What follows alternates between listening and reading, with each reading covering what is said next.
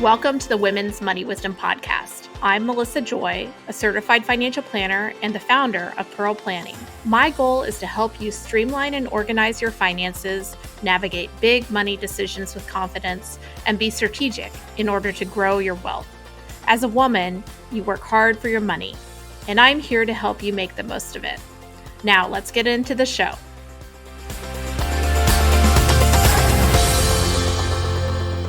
I know that many people as investors wonder, what is their money doing? Is it helping or hurting the world?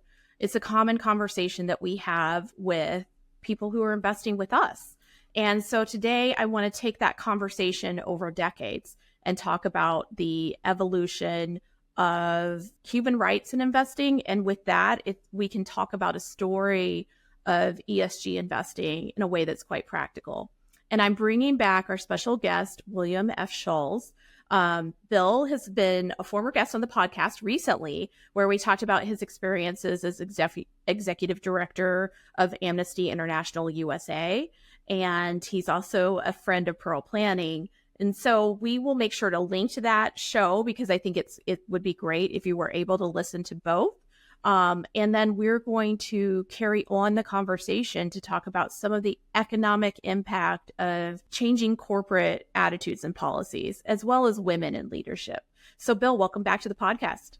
Thank you, Melissa. Always good to be with you.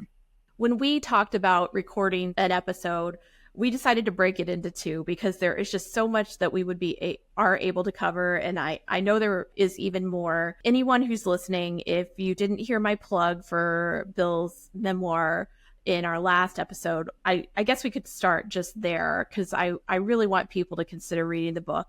Can you tell us a little bit about your most recent publication? Yes, well, I served for 12 years as executive director of Amnesty International USA, which is the largest, the oldest, in some ways the most influential human rights organization.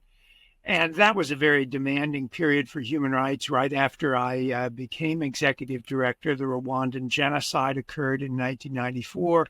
We went through all of the issues here in the United States around the response to 9/11, including the torture that the U.S. was engaged in at Abu Ghraib. It was a very complex and controversial era. And so I have recently written a book which is called Reversing the Rivers, a memoir of history, hope, and human rights, about those 12 years from 1994 to 2006 that I was in the midst of the maelstrom, as I put it, both here and overseas. And it's available from Penn Press, the University of Pennsylvania Press. Well, we'll make it easy for you to find it if you're listening because we'll have it in the show notes. But one of the things that impressed upon me was the conversation about different levers that can be pulled to influence action when it comes to human rights. And you know those levers. You knew heads of state, you were working with celebrities, but you also know that money talks, and sometimes it's corporations that can have an impact. Can you tell me the differences between those kind of areas of opportunity or the way the world works when it comes to influencing change? Yes, well, I would say that the drivers, there are about a half a dozen drivers of political and social change and now environmental change as well. Often it starts at the grassroots with aggrieved people, with people who have themselves experienced various human rights violations. It includes, of course, national governments, including the U.S., which can be very influential in that respect. It includes international instruments, especially through the United Nations or the international judicial system. It can include nonprofit organizations, the NGO world as well. But it also can profoundly and importantly include business, corporations. I would say that the movement for responsible investing and the movement for social responsibility, while it goes back at least 50 years, has not really emerged in its prime until the last 20 years or so. And in part, that was because corporations found themselves in some embarrassing situations, certainly around apartheid, for example, in the fall of apartheid. There was a lot of pressure on corporations that had invested in South Africa to divest of their holdings there.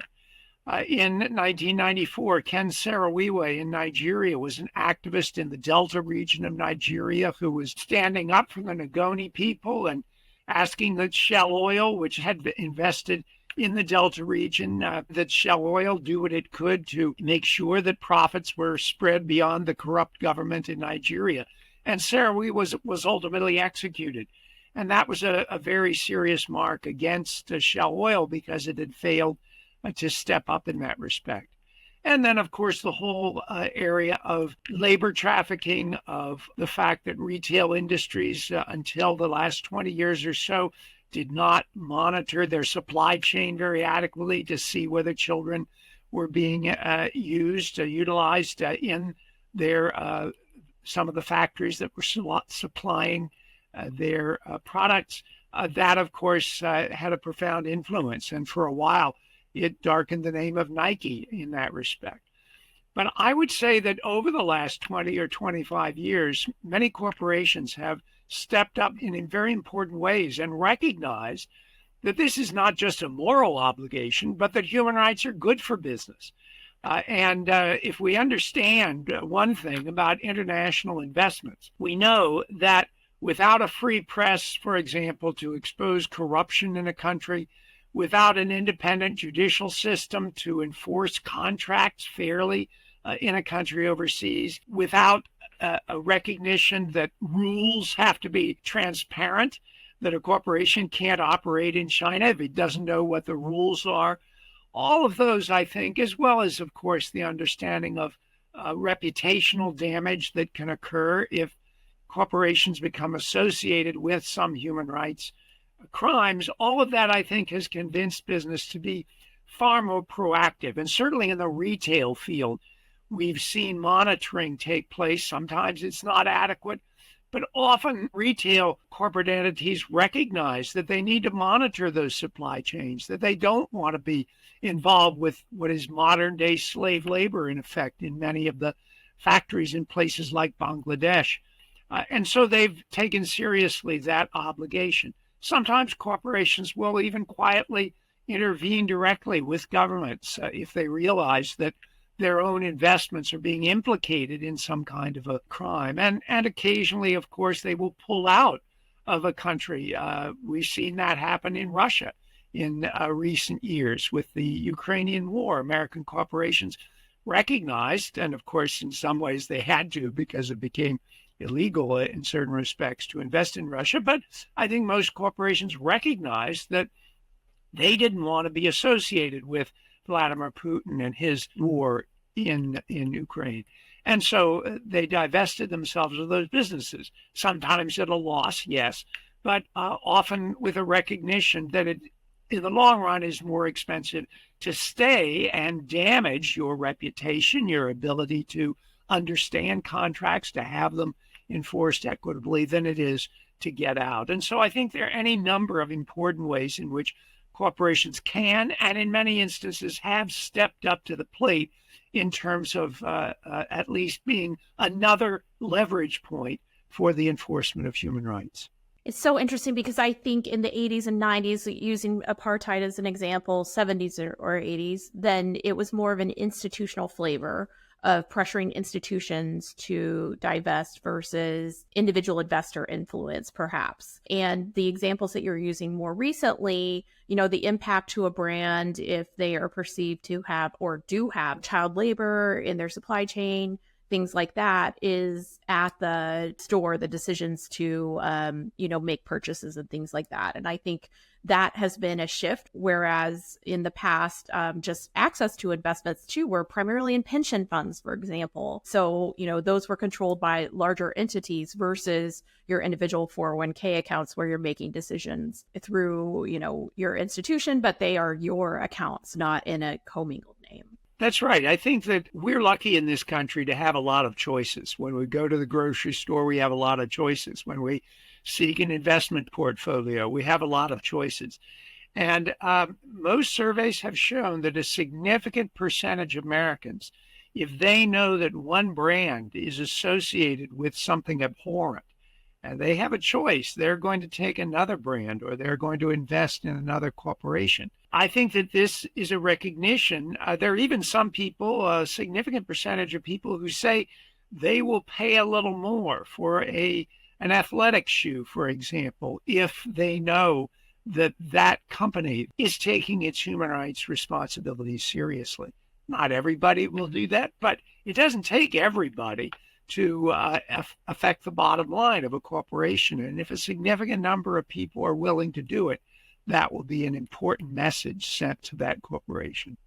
Well, perhaps we could talk about a disconnect that you just mentioned. So if on individual consumer decisions, people are given the choice, they would prefer not to have their dollars and cents, their wallet tied to indiscretions, human rights violations, crimes. And yet in our country, environmental social governance investments, which I refer to as ESG, also in closely related to socially responsible investments or responsible investing, as you mentioned, has a bad name. In some cases, it's tied up into political bickering. In fact, when I have clients that want to do ESG investing, there's extra disclosures that make it sound like you're kind of signing away your performance possibilities. And of course, we can't predict performance. But the irony, as I was preparing for this conversation, is I just pulled up, the last year of ESGV, which is Vanguard's ESG investment index. So it's an index. We could have a conversation about how impactful it is because it's, beauty's in the eye of the beholder. But I compared that to the Vanguard 500 index. Both invest in around 500 companies, both invest in larger US companies. And, the presumption that is kind of the narrative is you will pay in your performance for the investment in something that's better, that's good for the world. And then the tongue-in-cheek next answer is, why don't you just, be charitably inclined and make more money and then give that to charity instead, which is a head scratcher to me sometimes. But over the last 12 months, the ESG investment is up 26.3%. This is as of May 3rd and is not predicting future returns. Compliance disclosure there. Versus 24.85% for the Vanguard 500 index. Nothing's predictive there. And that's, I would say those performances are almost the same, but the one that was better had the ESG flavor. And since 2018, when that investable ETF was available, the ESG performance up annualized 11% versus 10.54 for the Vanguard 500 index. That's just one example. I just think it's not a binary choice when it comes to, predicting returns or paying a price, the cost of returns, if you were to choose to try to incorporate your personal values, including human rights or justice, in some cases, into how you articulate your portfolio. And the kind of figures that you just cited, Melissa, are very close to the kind of figures we were citing 20 years ago. Not so much with an ESG portfolio, which is a more recent phenomenon, but with particular investments and taking in greater account the impact that various corporations were having. These kind of funds have existed for a long time, and they have often shown that they have very competitive returns to them. And that is an important thing because while, of course, any of us are potentially willing to take a small fall or a small diminished return on investment for our consciences and our morals, none of us want to take a huge dip in the return on investment as opposed to a 500 fund, for example. And the fact that these are competitive is very important from a practical, but also from an ethical point of view.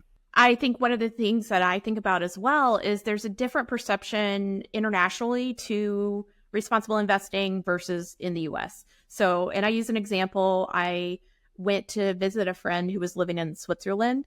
And as soon as we got off in the airport, there, UBS, which is one of the biggest banks there, or the biggest bank, had a big sign about responsible investing. It was like the first thing I saw, kind of billboard size in the airport. And that's just not the way it works in the US. And, that is not a socialist economy. That's a very capitalist economy, which is extremely like, show me the money. So I think it's interesting. And I wonder if you could relate your perceptions for the way things are perceived here versus elsewhere. Oh, absolutely. Sad to say, this is not the only example in which the Western Europeans in particular have been far ahead of the Americans in terms of their advancement of human rights, their protection of the environment, and so on. Not to say that they are perfect by any means, but it is certainly true that this is much more in the conversation. And, part of the issue here is a matter of educating people. Yes, there are certainly controversial questions about whether to invest. We're seeing that today on the campuses. And I know we're not going to get into this, but we see today the call for divestment in Israel and in companies that are invested in Israel. Well, that's very controversial.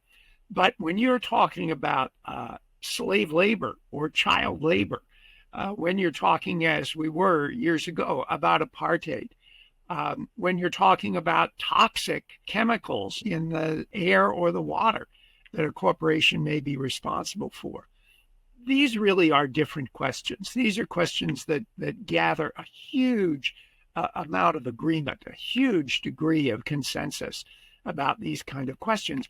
And people need to know, okay, if I'm serious about this, one of the ways that I can put pressure on a corporation, and one of the ways then that I can convince a corporation to put pressure on the wrongdoers, whether it be a government or non-governmental actors or other corporations, is through my investment portfolio.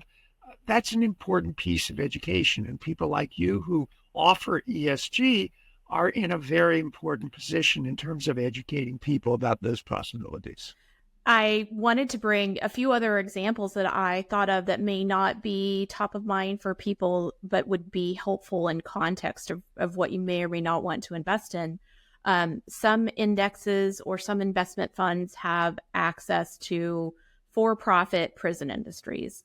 And so that is, brings in a question of labor in terms of, does the corporation benefit from the labor of people who are incarcerated, and or, just should you be making money off of incarceration? Other examples include, worker safety. Should people go to work? For example, I think of in the Midwest, meatpacking locations. Or I also think of, when opioids were free and running rampant in communities, what kind of profits were going through companies, and would you like to contribute to the opioid crisis? As I prepared for this too, I thought it would be interesting because there has been such an evolution. Some of the oldest retail investments that were available that had this flavor of impact, I think of the Capital Group had a strategy that was requested by nuns because they wanted to not have access to alcohol and tobacco in their portfolios going back to the 1940s. And nowadays, though, there's a little more democratization in the ability to build investments. And at the end, since this is our podcast is the Women's Money Wisdom podcast, I'd love to talk about the role of women in human rights in general, but I have 3 strategies that I kind of wanted to pull out to just talk about some recently available strategies. And ironically, in a world where asset managers, portfolio managers are about 1% to 2% women, all of these strategies have portfolio managers and or creators who are women. But one is called JSTC Justice, is the ETF, and it's an Addisina Social Index.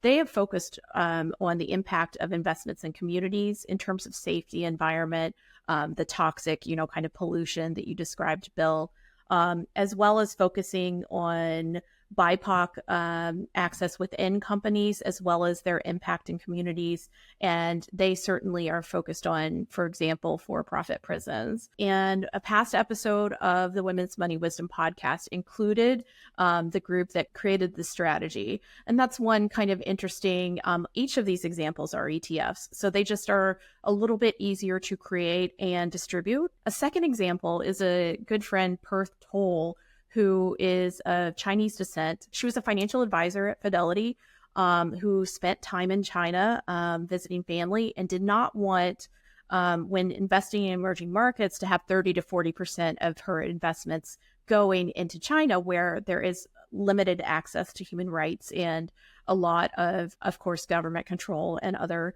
issues. And there just weren't options out there like there are more today because of strategies like hers. And so she created an index that helped to seek to invest in emerging markets that had more freedom, more capitalism. And a final example is a strategy that does invest similarly to our traditional indexes. It doesn't remove things, but then they work to improve governance and social access to companies through their voting. So they will team up with institutions in order to try to impact and change from within. And that strategy is called Vote. So like I said, all run by women, but these are newer strategies that are becoming available, and we don't just choose them based on what we think they're doing. We like to choose them based on what we we think they can perform as well.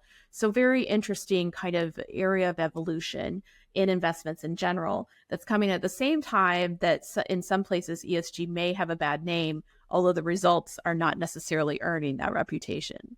Those are very exciting opportunities. And your reference to the voting reminds me that 40 years ago, when I was working with the Interfaith Center on Corporate Responsibility, often it was the lay religious women within the Catholic Church who were the most vocal in the stockholder meetings and in terms of making the concerns of consumers known to the corporations in one fashion or another. And they often had a very profound impact. So I think these are wonderful and exciting examples. You know, Milton Friedman is famous for having said that the only social responsibility a corporation has is to return the greatest profit for its shareholders. But I think more and more, both investors and corporations are recognizing that their own interests are implicated in having a clean environment around us. None of us are going to survive if the environment is degraded to the point where we can't live. And the same is true in many respects of some of the other concerns that ESG raises. So I'm delighted and excited by these opportunities, and I'm not at all surprised that they are led by women because my experience in the human rights movement, while of course the majority of human rights political prisoners or prisoners of conscience with whom I worked were men, that women had an enormous and have an enormous impact on all elements of social change, and that certainly includes human rights.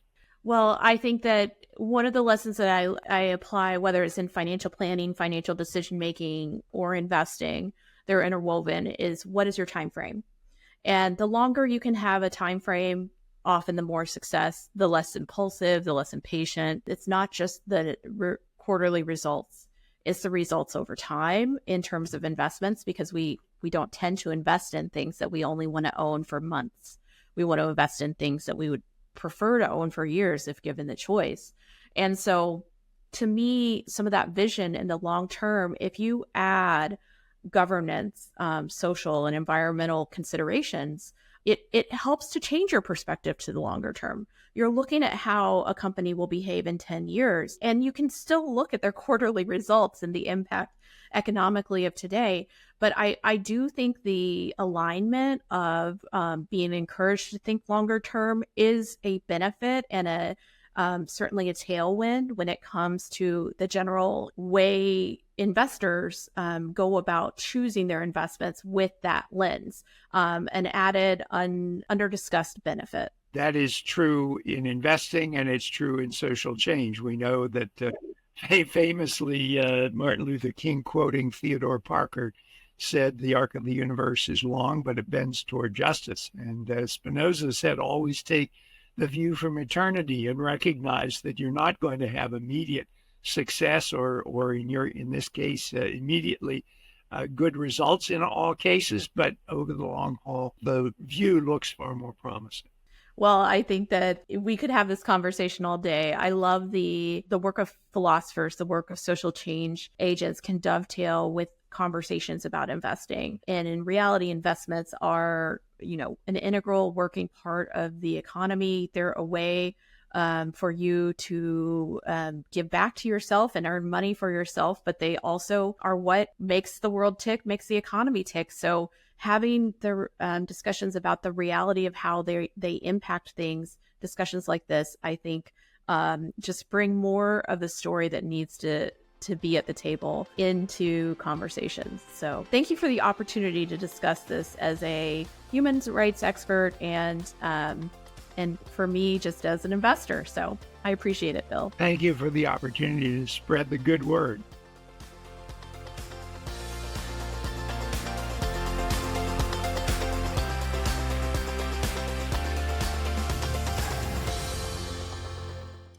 Thank you for listening to the Women's Money Wisdom Podcast. If you found value in this episode, the best way you can support the podcast is to forward an episode to a friend or leave a review. Go to pearlplan.com and the podcast link to get all the resources and links mentioned.